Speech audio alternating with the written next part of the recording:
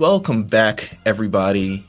I mean, we're here. I think this is the final days of our summer at Kame House. Yeah, like, we're legitimately packing up.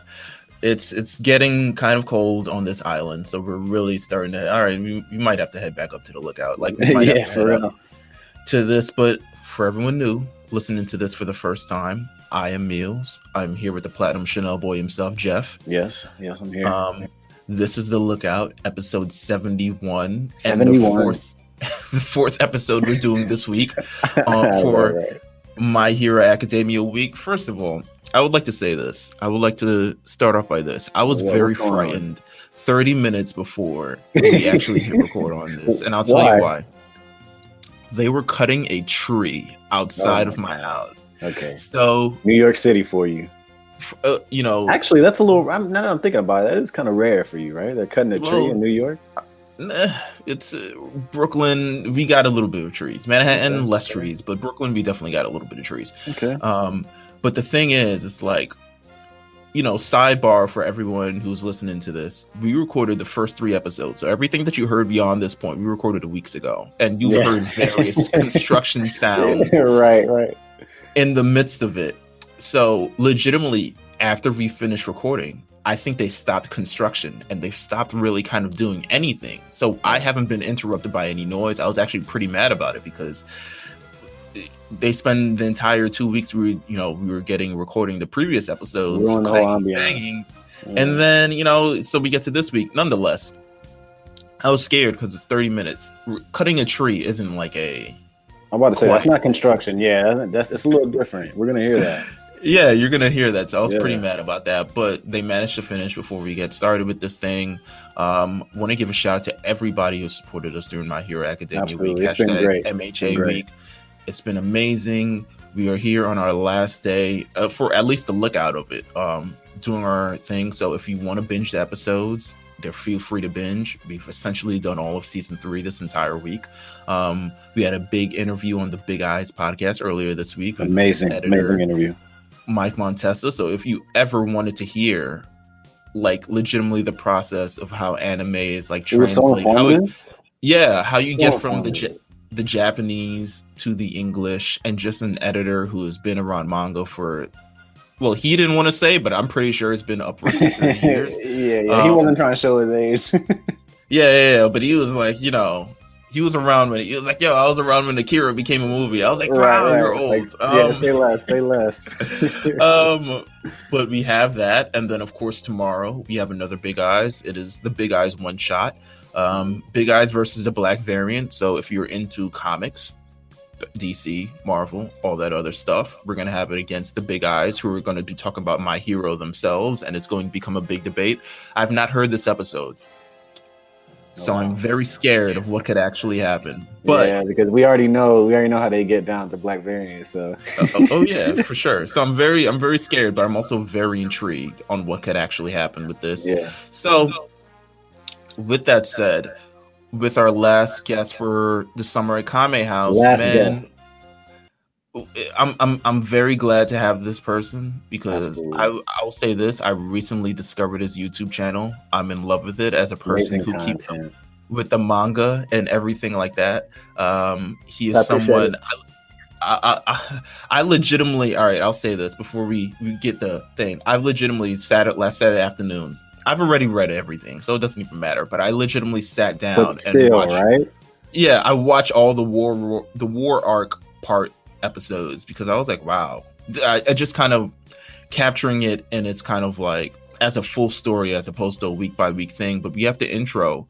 Amazing YouTuber. First of all, I want to give you congrats. Over 100,000 subscribers on your YouTube. Amazing. He just got the plaque. I saw the plaque. Put it on the wall, man. Oh man, I'm working on it, man. Yeah. Amazing, dude. Congratulations. Turtle Quirk, welcome to the show, man. Thanks for having me, guys. Yeah, really glad to be here. Yeah, it's amazing. Listen, have you seen Drake's Instagram? Not recently, no. Okay, so he got a plaque from Spotify just a couple of weeks ago of like 100 billion, whatever, some Drake numbers stuff. Right, crazy. I have seen this. I have seen what you're about to say. Yeah, I've seen it. It's he's eating out of it, right, or something. Yeah, yes, he's eating out of it. So I'm wondering, with that, I mean, I don't think Turtle doing with his plaque. Yeah. What are you doing with your plaque? Are you like? I know there's like a mirror thing. Maybe you use it to like look at yourself. No, I don't know. Well, you know how it is on YouTube, right? So you don't get another plaque till you hit 1 million. So for the moment, I'm keeping it in pristine condition. I'm not even touching it. But if I get to 1 million, then I'll start doing that crazy stuff with it. My God. Well, I have no doubt you get to 1 million because I think everything that you've been doing thus far has been incredible. All the breakdowns that you've been doing, you can just kind of go through the YouTube channel. You can search him Turtle Quirk on YouTube. You can follow him on Twitter. You can do all this other stuff like that. But he's really like just conceptually deciding what you actually want to talk about and all these other things. It's some things that don't even pop up in my mind, but I'm like, whoa, I kind of want to watch this. I want to ask you, and I'm sure you're going to get this question for the rest of your life. What inspired you to start this YouTube channel? Yeah, I mean, I think it's with a lot of things, like you're inspired by other people. And at the time, I started it in July of 2019, which is last year. And at the time, I was, I just finished Caught Up to Date with My Hero Academia. And I was watching like all these different YouTubers, so mainly Truth Hero, like he was my go-to guy. And I was just thinking to myself, like, I love this content so much, but I'm like, I have my own opinions and I have my own theories, and I'm not putting them anywhere because I wasn't on Twitter, not anime Twitter anyway, and I wasn't like putting my thoughts anywhere. So I was like, let me just start and just do one chapter review. And then I kind of like did 3 videos and I took a break from it because like when you start YouTube, no one watches your stuff. right. I had like 10 views or whatever, and then after a month I was just like, you know what, let me just do this consistently and see what could happen. And then I just kind of I mean, you may have heard this already because I've said it before, but I've uploaded at least one video every week for the last year, up until this week, and I'm still going to continue doing that. So it's just about consistency really, and then over time you get better and you come up with new ideas. And then it wasn't really until my Bakugou 1/4 theory that the channel started to blow up. That was just a crazy month. I started the month with like less than 1,000 subscribers and I ended it with like 15,000. So it was a crazy month. And then since then, people like yourself have just been finding it and enjoying it. That gives me confidence to just try new things and just keep growing the channel in different ways. Yeah, it's incredible, man. Like, as someone, I mean, we have our Lookout YouTube channel. It's kind of like what you said in the beginning. Yes, very low. I mean, we got some views. The Zeno Robinson interview, very, got a couple hundred views. So we're happy with that. But what you said, I mean, just the consistency, it's so important in doing this, and just the concepts and what you're covering and everything of the sort, and just the graphics look so good and the way it's delivered. How long would you say that you spend kind of doing every video that you do? I would say it's a really long time, man. I would say it's longer than what people would imagine. Definitely like 5 to 10 hours, like depending on the length of the video. The walk, if you look at the walk videos, if you account for writing that and then recording that and then editing the audio and then editing the visuals, that's probably like 8 to 10 hours, I reckon. You put in the shift, it takes a lot. That's why typically I don't always do the longer ones, like 20 minute plus. Like I typically don't do those because they take super long. But recently, this is something that many people don't know. Very recently, I've started doing YouTube full time. So now I actually have more time to do videos like that. Whereas before I was working and then doing videos in the evening. So it's like I could only do so much. But now it's like I feel like I can do a lot more. But it's only literally been like 2 weeks that I've been doing this full time. Well, listen, man. More power to you, and I hope for more success for you as well, man. Yeah, it's amazing. It's amazing. Yeah, I appreciate it. It's crazy. Listen, we've got to get into everything that we've been talking about for the past, I guess, week, huh? Now that I think about it, even though it's been a bit of a delay. It seemed way longer for us, but we've been talking about My Hero Academia Season 3. We've watched all the episodes, just just for your sake. I don't want Turtle to come on and be like, yo, you guys are in season 3.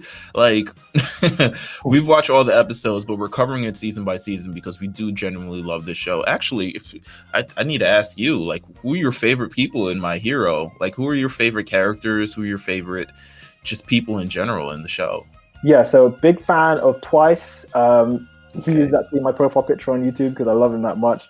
But now he's an awesome character. Also, Hawks, Deku, obviously. Who else is a favorite?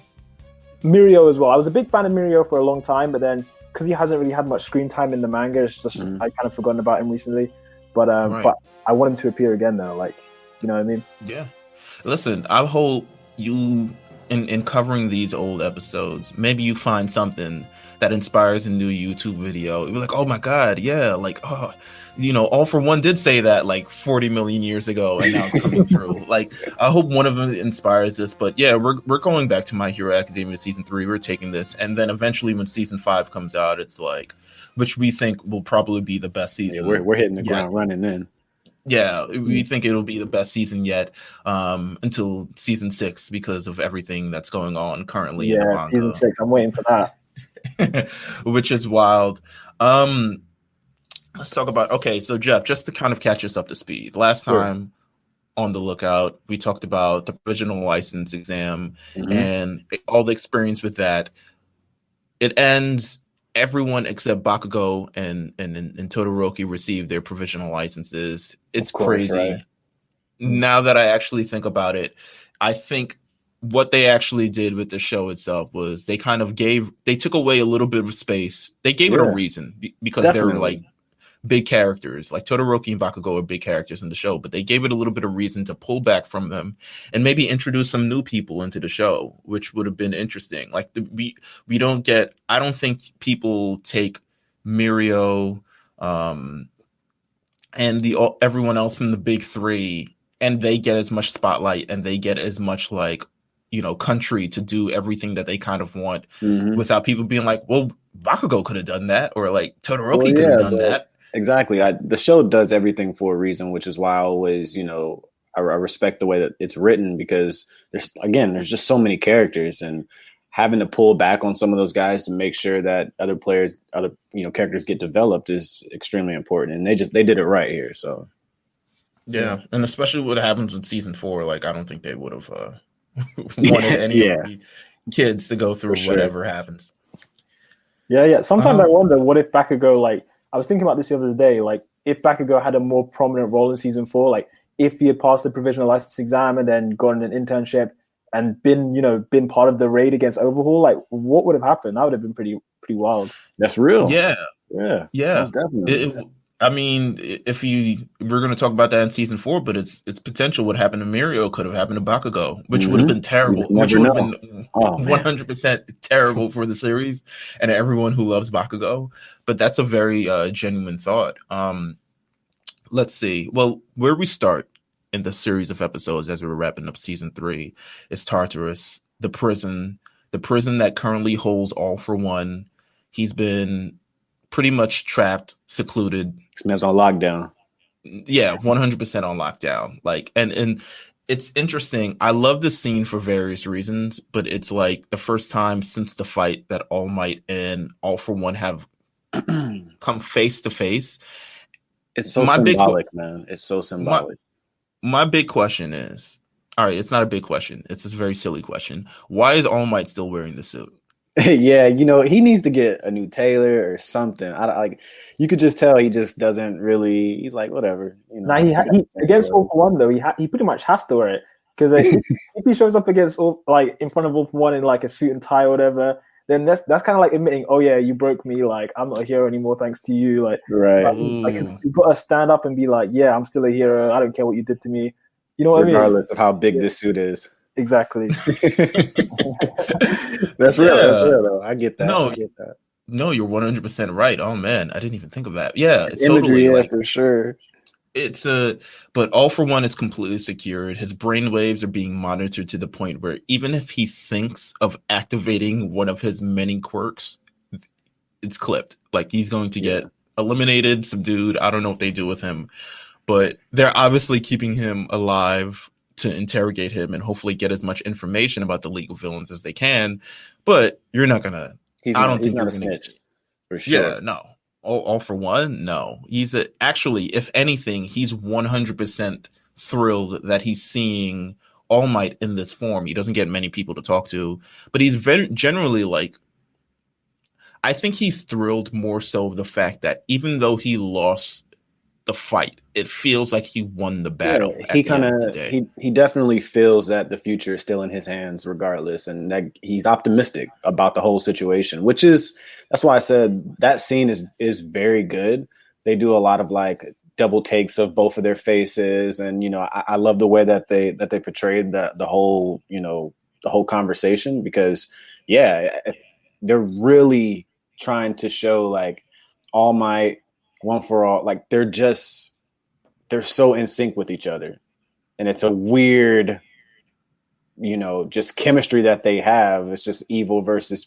He asks him about his successor and why he chose to preserve his body. He has this very long, I think we don't get a lot from All for One after this moment, just because he is stuck in Tartarus, and there's very few moments after this fact that we go back to this prison. But every time they do go to this prison, or they mention that they're going to this prison, it seems like a very prominent part in the story, at least to someone's careers or someone's arc or someone's personal thing. But he has this very long kind of statement that I think hangs a true shadow over the rest of the series, because at the end of the day, All Might is still looking at him. He's a shell of his former self because he's completely lost the fires of One for All. Right. And he's looking at him in this like very, different state, but All for One is still like, yo, this is just getting started. And he says this. I'll say this entire quote. I'm not going to use his voice because I haven't practiced the voice yet. Now you don't want to use his voice? I mean, All for One's got a weird voice. He says this entire thing, and I'll read it. He says, "Right now, the media's concern is about your absence is mixing with their worry about Endeavor as a de facto leader. It's making them question the unity of hero society. Meanwhile, those lurking in the shadows have been listening closely. They sense the growing instability provided by the vacuum you left and are prepared to act. They think that this could be their chance to change how the world works and are starting to bond together. I think Tomura and his group will continue to hide for the time being in order to ensure it's their organization that rises to the top. Everyone will naturally wish to increase their influence, so they'll be fighting among factions. But if the scenario plays out how I intended it to, then I know everything going on outside these walls. But do you know what I love most about this? Any rise in crime moving forward is due to you concealing your fading strength, and now you won't be able to save anybody. You've been relegated to the sidelines, doomed to watch society fall apart as villains flourish because of your own arrogance. Powerless for the rest of your days. So tell me, how does that feel, hero?" Man, just great. Hey, look, if that doesn't like at least make you question how society is going to be going forward, if you're a hero, I don't know, because he really he laid it out. Yeah, I mean, Turtle, what's your kind of take on this entire ordeal and kind of like all for one's, I guess, final statements, but like still kind of looming over the series? Yeah, I mean, I'm just gonna say I love All for One so much. Like, he is the perfect mastermind. Everything that has happened up until this point is pretty much down to his design. I don't know if can I talk about spoilers in this at all, or is it spoiler free? Should I just leave it? You can let it fly. Let it fly. Let it fly. Let it fly. You're the man. We're letting it fly for you, my friend. Let it fly. It was purely All for One's intention for Tomura to take over from him, and I think he even said it in that speech just there, right? And so everything that's happening in the manga right now, with Shigaraki gaining what he's gained and being in the position that he's in, this is specifically what All for One wanted. So him being in Tartarus, I think there was a bit at the end of his speech when he said, when All Might said to him, "You'll be in here for the rest of your life," and then All for One was just like, "Yeah, we'll see about that." Right? Yeah, he was like, sure. He was like "You'll be here for the rest of your days," and he just kind of laughed, "Rest of my days, huh?" Like he's had this. I think he's realized, especially from he has this also part in this speech where he says, "You took my infinite power and you made it finite." I think he realized that the looming threat of All Might was always going to kind of disturb everything that he's got going on. So it was the plan from the beginning always to prep Tomura Shigaraki to become kind of the next line and kind of everything that's going on in the manga right now, like you said, and everything that goes on. I think this is what's crazy is that everything that happens here, it's like it's sprinkled in season 4. It's not a heavy thing in season 4 because they really in season 4 it's mainly an overhaul type of deal. But it's setting the seeds for season 5, which is coming out, I'm assuming next year at some point.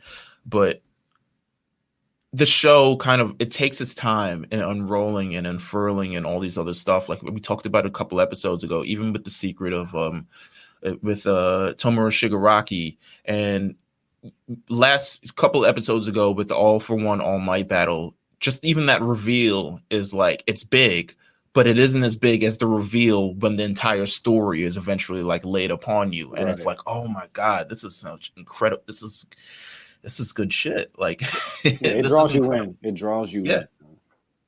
Yeah. It's crazy. I love this face off. I love this stare down, but you kind of now from this here on out, it's kind of a good juxtaposition because you have this massive like showdown between these two like kind of iconic figures of All Might and All for One. And then you kind of work back to the whole like school premise because the next part of this entire series is the Bakugou versus Deku thing.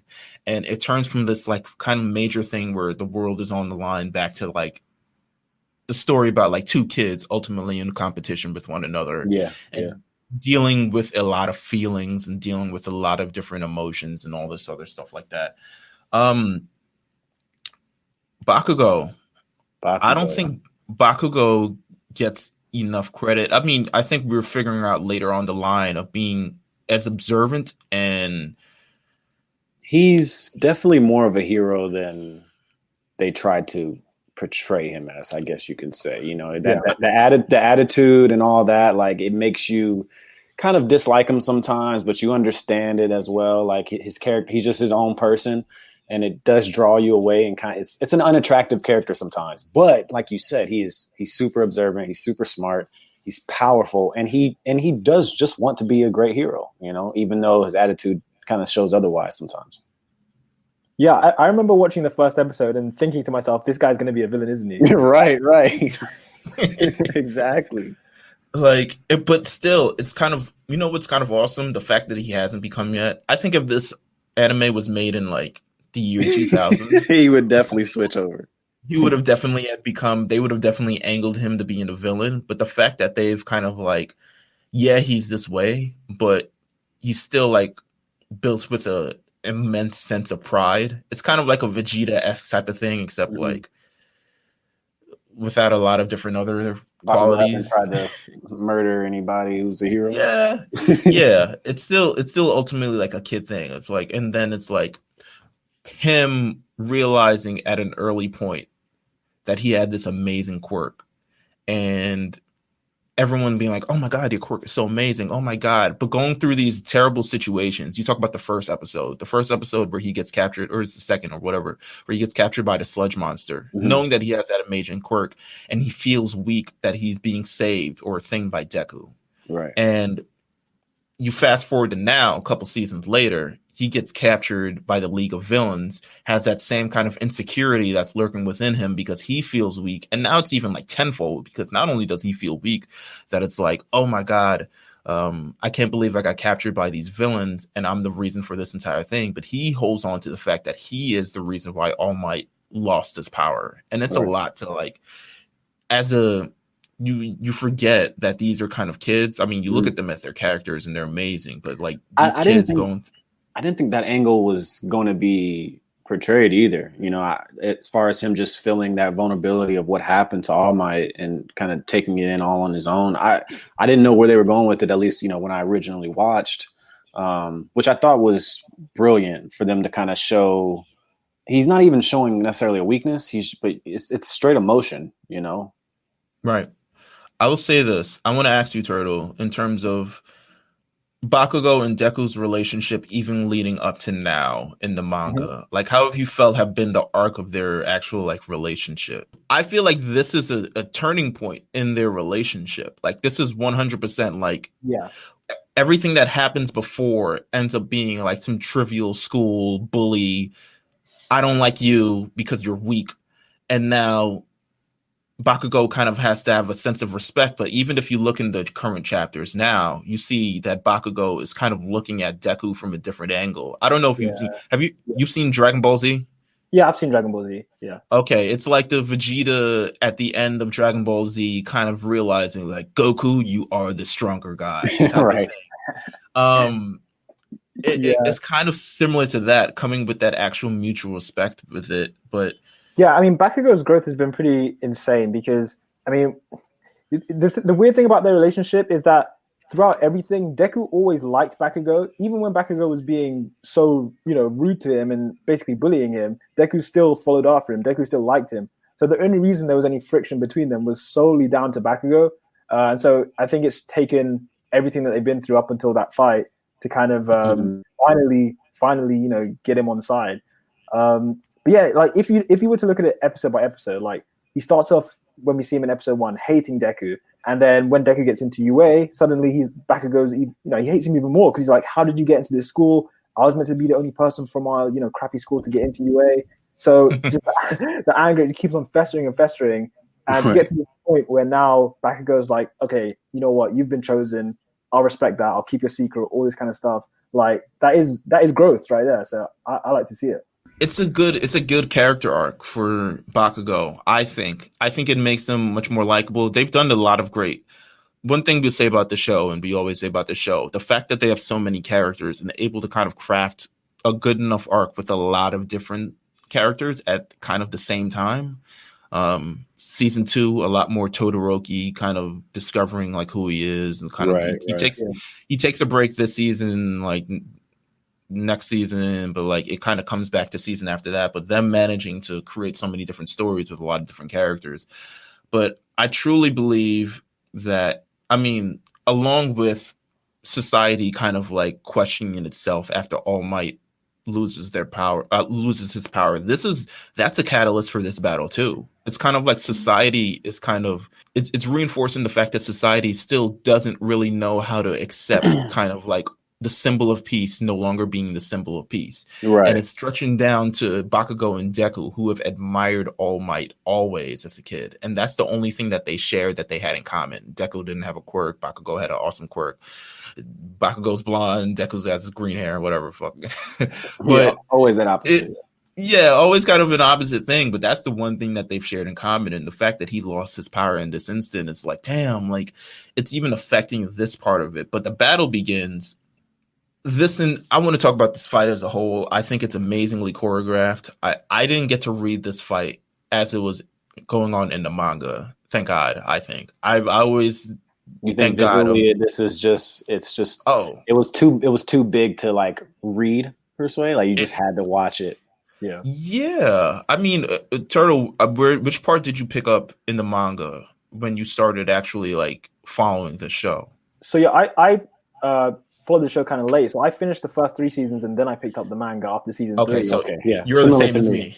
Yeah, similar to us. Yeah, same thing. So I never got to see this. I mean, I've seen all the panels and stuff like that, and it looks 100% like the show, but I couldn't imagine waiting like 2 weeks, 3 weeks and watching this fight actually go down.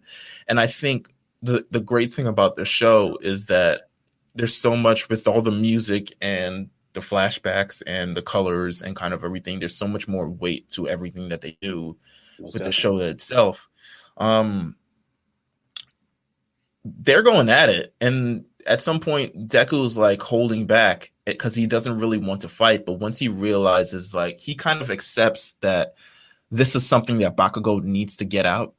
And at the same time, it's like while he's fighting Bakugou, he's realizing that he's also helping him, because at the end of the day, he's like, yo, this is kind of what he needs right now to be able to get over the fact that he feels like all of this is his fault. And which is super important, because earlier on, Deku was really not trying to have any parts of any type of argument, especially physically, with this man or with this kid, unless it was within a challenge for the school, so you could tell that it was definitely like frustrating for Deku to even be a part of this. But like you said, it came to realization that this is just best, not just for Bakugou, but for me too. Yeah. I think he even said in the fight, he was like he was tired of being like a punching bag or something like that. Yeah, exactly. Yeah, 100%. Like it's a weird thing. It's part of it is still Bakugou not being able to accept that Deku is stronger than him, but just something that you kind of like he's going to have to get over. Like he's going to have to get over to actually like grow as an actual person and realize that his strength is different in relative than Deku's strength. But then it's also like he's always looked down on Deku, and Deku has kind of always looked up to Bakugou, and always he says in the fight like, "Oh, I've always saw him as a picture of victory." Right. But he refuses to let Bakugou win because at the end of the day, he has a responsibility. He's like, "Listen, All Might's power is gone. I have a responsibility now to be the best that I can be, and I'm not going to kind of lean back because you want to go through your entire ordeal. I'm going to help him with this in terms of getting all these emotions, but I'm not going to exactly just like let him beat me up because he needs to get this out." Like I think Bakugou definitely came to terms with Deku's situation and potentially being more powerful than him once he realized how it all happened. You know, like I feel like he really came to terms with it when he realized that it was passed down to him. Regardless if it still frustrated him, you know, but he came to terms with it. This is one of the things because like I almost empathize with Bakugou in the situation because in real life, if somebody does something that you don't like and they don't explain why they did it, then you kind of just like, what the hell? It's aggravating, yeah. So like from Bakugou's perspective, Deku has all this power. You know, he's leveling up, almost surpassing Bakugou. And Bakugou has no idea where this power came from because Deku's quirkless, right? He's meant to be quirkless. So I think when he heard the true story that, you know, he wasn't. That's the reason he wasn't angry because he's like, finally, I have an explanation. So yeah, I think that's why he took it quite calmly. Yeah, no, you're 100% right. And I think the fight in itself. I mean, we're talking about kind of all the implications and all the history because I think generally the emotional weight of the fight kind of rivals to the actual. It may be stronger than the actual like physical fight itself. Bakugou versus Deku is something that I think everyone has wanted to see since the series started. You got a little bit in season 1, but now you're kind of seeing them at this point as they're in their growth. They've been moving parallel, but at some point they have to intersect and figure out who's the strongest. The fight is beautiful. The choreography is amazing. The animation is amazing. The fact that they're really in the middle of, luckily they have that like kind of like scenery, that backdrop of gosh, I forgot. Ground Beta. I think that's what it's called. No, is it Ground Beta or am I like remembering episodes? That is the name of one of them. I can't remember if it's the name of the one that they fought at though. I can't remember. Yeah, I'm trying to figure out if that's where they fought Mirio or that's where they fought. I don't know. No, they fought Mirio in the gym, which has a different name. So I think Ground Beta. Yeah. Okay, so luckily they have that backdrop because it's kind of like this big ass city where they can explode. You know, Deku's flying in buildings or like in like guardrails and stuff like that. Bakugou's completely going all out. Deku realizes in this fight that he can use 8%. He realizes a couple things in this fight, and I think he realizes that his shoot style, as much as it's new and fresh and shiny, may not be the way to be able to defeat all villains, and he's going to have to start using his arms again. Unfortunately, at some point. It's a great fight. It is. It just is what it just is what it is. Bakugou wins because he's a better fighter. You know, I'll be honest, man. I understand how the fight ultimately ended. I thought Deku had the upper hand a little bit for the most of that fight, man. I'm not gonna lie. To me, it was like Bakugou was just like, "Hey, I win. I'm stronger. That's it." And Deku was like, "You know what? You're right." I don't feel that because I feel like as good as Deku is in like predicting and stuff like that, he's not a better natural fighter. You're right. He's definitely not. Than Bakugou. I don't know about that because Bakugou's had time to train and practice with his quirk since he was like 4 years old. Deku only started training last year, and he's already caught up to Bakugou. So, like, you could argue that maybe Deku is he's I don't know, more adaptable, or like he learns quicker. That's fair too. I think it's like what All Might actually says this after his fight, after he shows up. He was like, "Listen, Deku was a clean slate, so of course he's going to advance incredibly quickly. Right. He was trying to make Bakugou feel a little bit better. He's like, look, man, just so you know, of course he's gonna advance a little faster. He didn't have anything before you, so don't worry about it. Like that's why I said Bakugou definitely came to terms with Deku's situation when he found the truth. I think that really helped him move forward. And like you said, the turning point for their relationship, it was important for him to know because, like Turtle said, it's so aggravating to see somebody that really was never going to be as powerful as you, and all of a sudden it's happening, and you don't know why. Like we said, Bakugou wins, and All Might shows up, and all after the fact, by the way, not like in the middle of the fight. No, yeah. He definitely was watching from the corner. Yeah. He was watching for sure. He was like, "Yo, these quirks look dangerous." He was watching him run. He was like, "I heard everything." I was like, "Really?" So no one could have.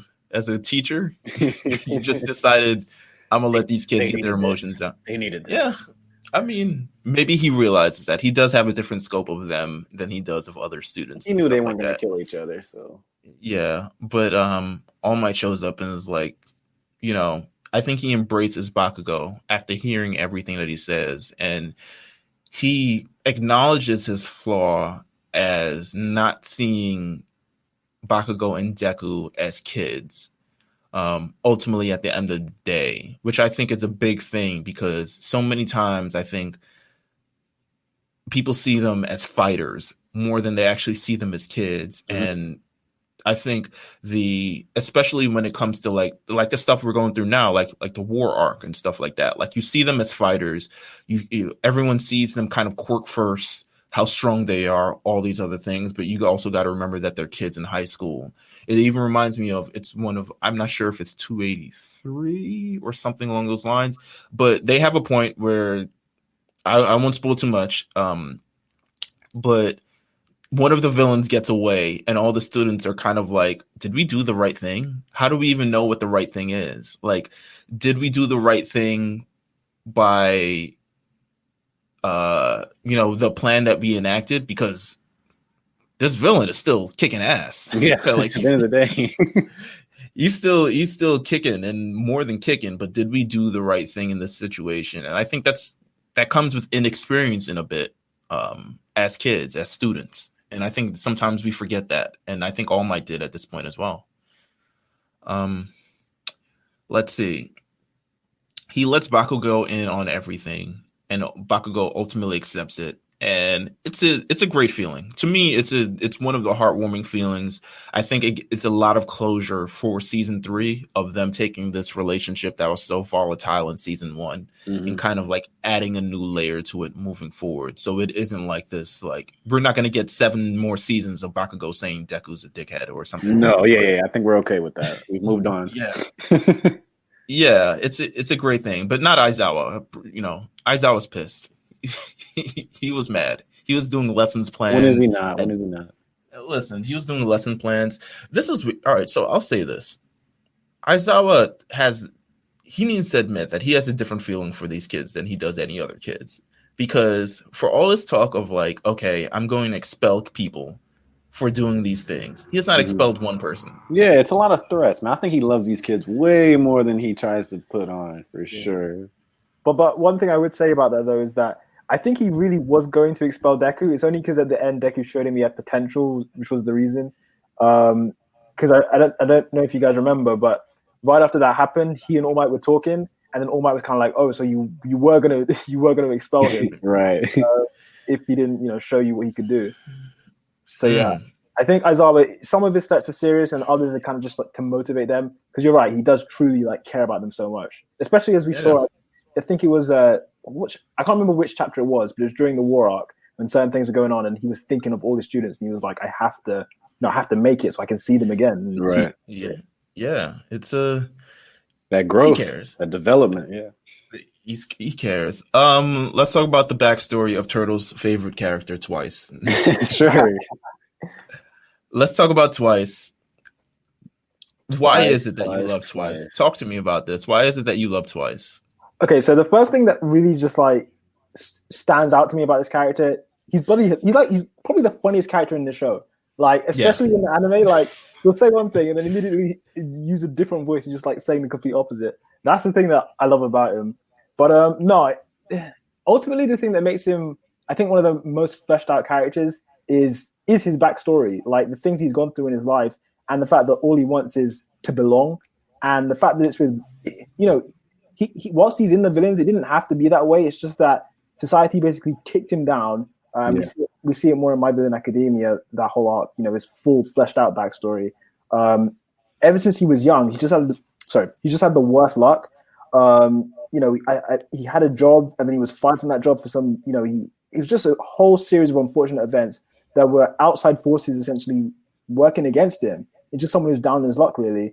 And then finally he finds acceptance in this group and then unleashes his full potential, as we saw during the manga, and becomes probably, the most, I don't want to say the most dangerous, but like top 5 most dangerous villains to exist in this series. Because when you have Twice on your side, you're invincible. You can do almost anything is possible when you have Twice. So I think from where he's been at the beginning of his life to where he is, where he went in the manga, I think it's incredible. I agree. I think this backstory, I remember after this whole fight, I was questionable, like, okay, season 3 still going on. All right, this is interesting. Like, especially with everything that thought that was the end for sure. Oh yeah, this feels like the beginning of season 4, more so than season 3. But who am I to argue to get more content? Twice, you gotta I think this entire backstory of Twice kind of just shows, him walking through the city, him seeing the villains rob that store and steal not even the entire, like, they don't even steal the entire, like, register. They steal the entire, like, desk with the register on it. And, and a hero shows up and, like, stop you villains, and then he gets, like, beat in the head with, like, a pipe or something like that. Mm-hmm. It's really kind of showing, and he's, like, just leisurely walking around, I was part of the whole, like, the whole League of Villains thing, but I'm still leisurely walking around. It's kind of like, okay, I got things I gotta do. It's the threat, the lack of All Might makes villains, they're feeling so much more comfortable, and it's kind of everything that All For One is kind of saying moving forward. It's like these villains are going to start teaming up. There's going to be factions. There's going to be a lot more boldness with these villains to come out the shadows because the symbol of peace is gone. And it's like, who are we supposed to be scared of? Endeavor? Like, Endeavor don't even like people. So it's like, it kind of shows that it's just like, okay, here's how it kind of goes. But the introduction to All Might, the introduction to Twice is so original. And the fact that kind of spelling out his, like, multiple personalities disorder, he split into things. He was like, oh, this is sweet. I get to split in a bunch of people and they get to do all my work, except that all of those people have a mind of their own, and then they eventually killed one another. It's a great story. Crazy story. Yeah, I remember before even getting to Twice, and you and I were texting about, you like, wait till you see his origin story. It's fantastic. And I got to it, and I was just, at this point, I was only obsessed with, like, Toga. And I was thinking to myself, okay, let me see this Twice character. And that was like, that origin story was so good. And the fact, they only fit it in for, 10, 12 minutes and then went on with the rest of the episode, but it was just so good and genius to me. Yeah. It's a flash of, like, okay, here's how society is molding. You even get the news report on TV. Here's how everything is molding. Like, they don't really trust Endeavor, et cetera, et cetera. But it was a good look to Twice. Moving on from Twice, now we have the big 3. Big three is introduced in this series. It's weird that they're introduced the same day. Bakugou isn't. I don't even think, has Bakugou and Mirio Togata ever been in the same room? I don't think so. Like they've done a good job of keeping them apart. Fair enough, but I would like to see them interact. Maybe especially never been seen in the same room, right? Interesting. I would love the happy-go-lucky Mirio Togata going on a quest with the ever-irritable Bakugou, and like, why are you so happy? Like, They definitely need a moment. Yeah. Yeah, 100%. We're introduced to the big three, which was a big thing at the end of I guess the second and last episode of the series. They're made as a big deal, and they're students. They're the top 3 students in the school. Miria Togata, Tamaki Yamajiki, Nejire Hado. They are the 3 top students in the school, and all of them possess powerful and versatile quirks. But it's not so much like, oh my god, you got powerful quirks. It's that they made them powerful throughout training and stuff like that. And they're like, oh my god, here's what we could be at the end of the day. Like, it's kind of a great look at like the potential, even if we don't get the time skip, which I think a lot of people are predicting post this arc in the manga, or at least hoping for, or something along those lines. It could happen. But yeah, it could happen. I think this is a good, like, okay, here's the true potential of like what could happen. Like, we could see, for instance, Amina Ashido, like, instead of her playing kind of the background as like, I would say like a C tier in class 1A, she could rise up and really try to, thing her quirk, or even, Sui Asui Frabi, who I think is a Frabi. You already know. I think she's a top 10 hero in the making. This is just me. Absolutely. I love Frabi. Let's see. And it just shows, and they're introduced to the class, and they're trying to how to explain, okay, how did we get our quirks this powerful? And Mirio Togata says, I'll show you guys. And he takes them to Gym Gamma. I had it in my notes. Go me. All right, look at that. Good job. He takes them to Gym Gamma and says, I'm going to show you my quirk. I'm going to take you on one on 18. Bakugou isn't there. Todoroki says, I don't even have my license. I don't even know what I'm doing. You're right. Why am I here? Aizawa looks at him like, oof, he's cooled off. Like, he's so dejected from not having his license. It's so crazy how that has an effect on him. It's not crazy that it has an effect on him, but it's the fact that he's sitting out this battle. Like, it's really his attempt, or his growth, or his attitude in season 2 of being the strongest has completely dissipated since then. I don't know personally. Maybe I'll ask Turtle after this. Maybe we'll do some quick, like, post season 3, post season 4 type of thing, and I can ask you about these things, how you feel about a couple of these students. Yeah, but it's a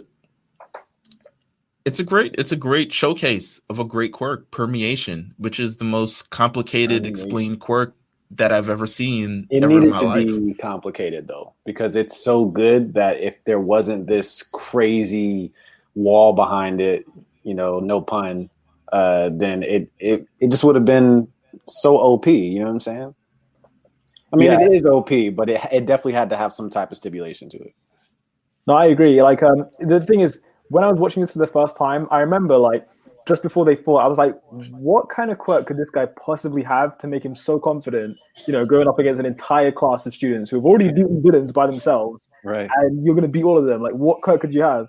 So when I saw it, I was pretty impressed, because the way he uses Permeation, I'd say all he needs to make it the perfect quirk would be like a strength boost of some kind, like something like One for All or whatever it may be. If he had like superhuman strength on top of what he has right now, I think he would be like the perfect human. I agree. I mean, he's pretty, according to Aizawa, he rivals some of the top heroes. And he was like, oh my God, I think he could even rival like he could be the number 1 hero if he wasn't in this damn school. But he's very strong. I agree. One thing that would add to it was to be a lot more power. He's dangerous. No one can kind of predict his movements.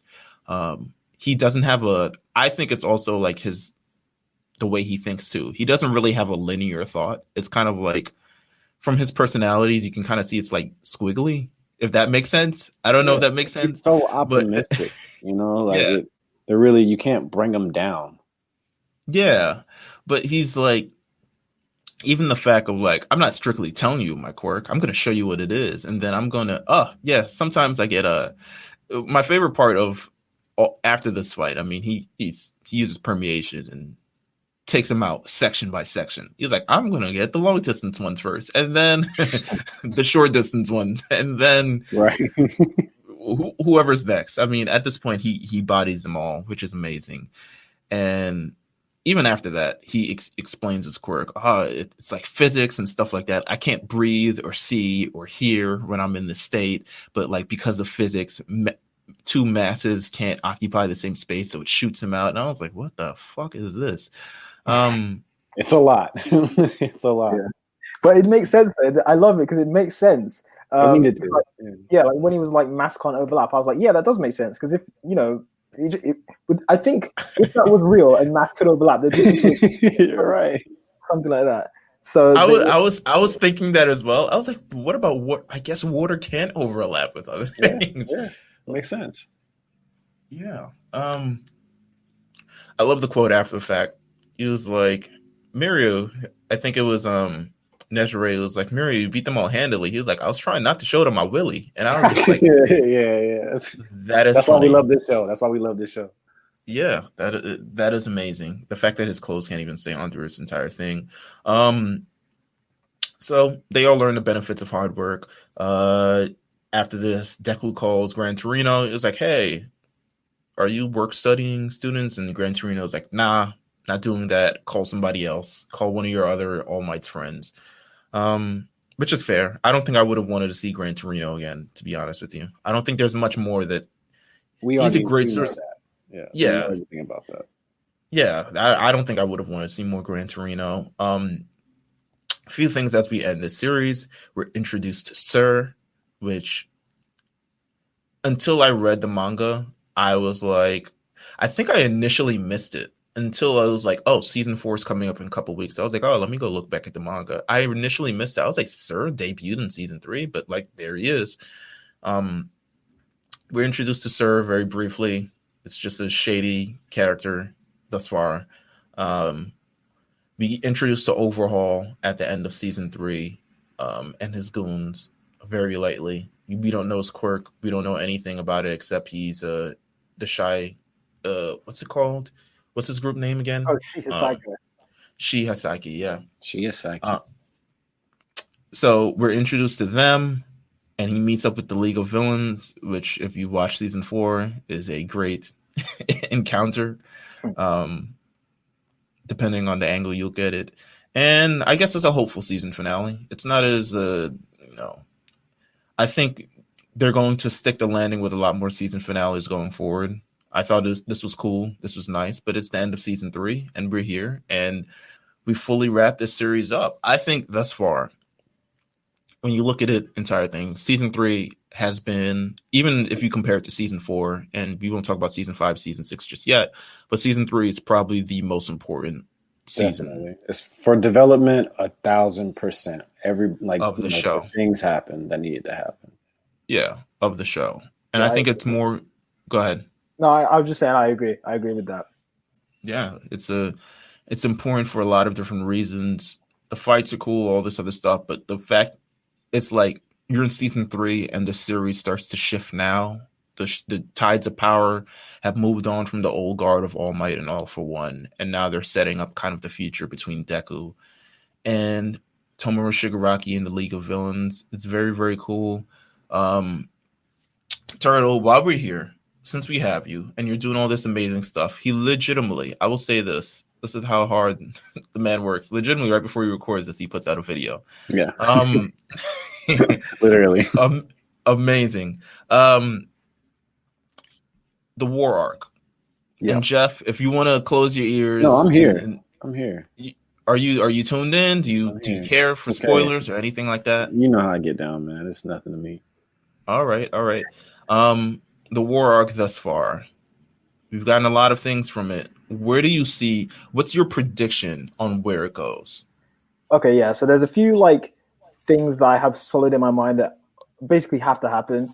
Number one, Dabi meeting Endeavor and Shoto. It's been perfectly set up. So I reckon that's going to happen. I said it on my channel, probably this month or next month, because we have Shoto and Endeavor on the battlefield, and we have, Dabi and Maki and all the other people coming to that same location. We've never had all 3 of them in the same location. So the Dabi reveal, whoever he is, that is coming for sure. And another thing, All Might. So the last time we saw All Might, he was at UA watching the battle unfold. And as we know, it's being broadcast on TV. So that means All Might knows that Deku and Bakugou are on the battlefield against this monster. So does he just stay and watch, or does he go there and try and intervene in some way? Wow. Like we know that All Might's quirkless, right? But when Deku was quirkless, that didn't stop him, rushing in to save Bakugou. And as we know, All Might and Deku, like, they pretty much have the same heart. So I think if that was Deku in All Might's position, he would go. So I reckon All Might is probably going to end up going to Jakku, to the battlefield.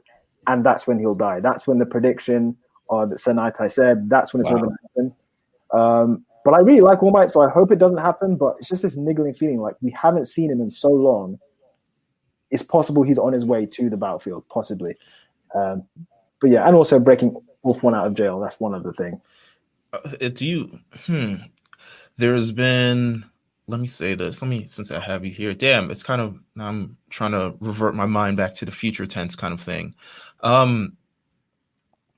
What do you feel will happen just post this arc? Let's say this arc ends. And whoever comes out on victor comes out on victor. Do you feel like there's a longer... We've seen a lot of manga as of right now, especially in the past year, end. I mean, Demon Slayer ended. The Promised Neverland. A lot of really great mangas have just decided, hey, let's wrap up while we're on top. We're on top, yeah. Do you feel like this is a similar thing for My Hero? And like, okay, they're almost 300 chapters in. Where does it end? Do you feel like this is a good point? No, because My Hero Academia is the future of Shonen Jump. Like, if you look at the two longest running series in Shonen Jump right now, One Piece #1, My Hero #2. One Piece has been going on for decades. So, I mean, that's that. I don't know how much longer it's going to go on, but let's just say when it does finish, they need a big series like My Hero to just kind of continue, like carry them basically. And the popularity is so crazy. Like, I don't know if you guys have ever seen like the sales, like the volume sales. Yeah. It's insane. And not just in Japan, in the West as well. So like, it's very rare that you get a series that's this popular. So, I mean, I guess, Demon Slayer, you could say the same thing, and then they stopped that. But, with My Hero, you got something special. To end it now would be ridiculous. I don't think it's going to happen anytime soon. I think it's going to be the future. So one thing, I don't say this like this is definitely going to happen, but we've already seen the parallels between Deku's story and All Might's story. They're both quirkless kids, and they both inherit one for all, pretty much out of nowhere. All Might went to America for many, many, many years when he was preparing and kind of building his strength to go and fight fight All for One. What if Deku has that same parallel where after this war arc, he goes somewhere else, likely America, but maybe somewhere else, and we have all these different arcs of him going to different places to learn and master his new quirks. Maybe he goes to one state and trains with a hero who has a flight quirk. Maybe he goes to another state and trains with someone who has another quirk that's relevant to the ones that he needs to unlock. I just feel like there's so much potential, and even potentially after Shigaraki's done, like even after this whole thing with Shigaraki's done, we can see Deku's journey to becoming the best hero beyond that. I don't know if you may not have seen this video, but I did one that was like a concept for like a next generation series, like with Eri as potentially protagonist. Like, there's just so many rich characters and locations, things that have been unexplored. You can definitely, if he wanted to, he could continue this series for as long as One Piece, for as long as JoJo's Bizarre Adventure. Like, he could definitely do it. I think it can be great. I really do, especially because these are kids we're talking about. So we can go all the way until they're adults, until they have kids, until those kids are in school. And yeah, I mean, you can take this thing anywhere. Exactly. Listen, this has been amazing, Turtle. Thank you for coming through, my friend. Man. Yeah, thank you for having me. Well, listen, let them know everywhere where they can find. I mean, they can find it on YouTube, but let them know where they can find you or your YouTube or everything that you've kind of got going on. So yeah, YouTube, Turtle Quirk. It's the same thing for Twitter and for Instagram as well. One thing, I have a new channel, second channel called Turtle Talks. And that's going to be pretty different type of content. So I'm doing reaction videos to anime openings and other things that people want to see. So I literally just started that this month. So yeah, check that out. Let me know what you'd like to see me react to, and yeah, I'll bear it in mind. Listen, that sounds amazing. Of course, you'll listen to us. The Lookout. This is, I guess, our final stay at the Summer of Kame House. We're done here, man. We're done here. Listen, we've come out with, I guess we've done the most we've ever done in 1 year. This is just, for sure. We've 100%, and it's only September, so we've done the most that we've done in 1 year. Thank you guys for tuning in. Thank you guys for continuing to be with us through this entire show. Thank you guys for supporting us during My Hero Academia week on The Lookout, which you could follow at The Lookout RNC on Twitter. And if you want to follow myself and Jeff, and you can follow us at I'm Meelz TV, Meelz TV. You can follow Jeff at Old Newsboy. You can talk My Hero with us or any other anime with us.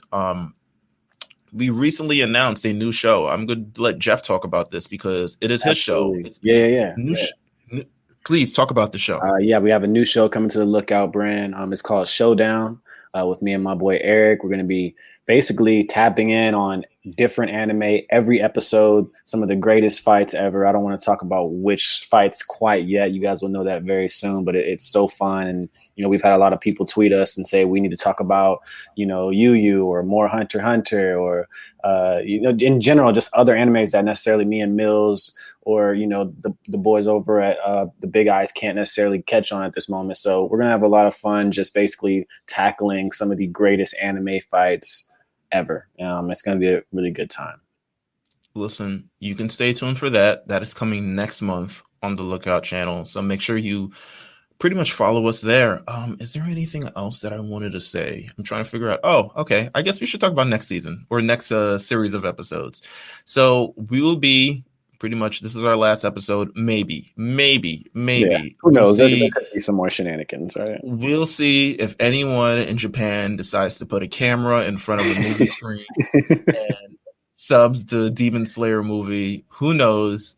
That's not up for us to decide, but I would love if they did that. Then we could talk about it. If not, then we may have one more episode. We may do something fun, but our next series of things, we'll be going back to Dragon Ball Z. This was originally a Dragon Ball podcast. That's how we started. To Dragon Ball Z. We are going back to the Frieza saga. We're going to break it down. I have not watched this in full in so long. It's been a long time. You're welcome, guys. We're doing this for you. So it is so damn long. Frieza saga is so damn long. So we haven't watched it in a long time. So we're going to revisit it pretty soon. So make sure you stay tuned to that this fall. And that's all I got to say, man. Once again, thank you, Turtle, for coming through. I have to thank you a million more times because you just do amazing work on your YouTube channel. And I hope everyone follows it. I really appreciate that, man. We'll see you guys next time on The Lookout. Take care.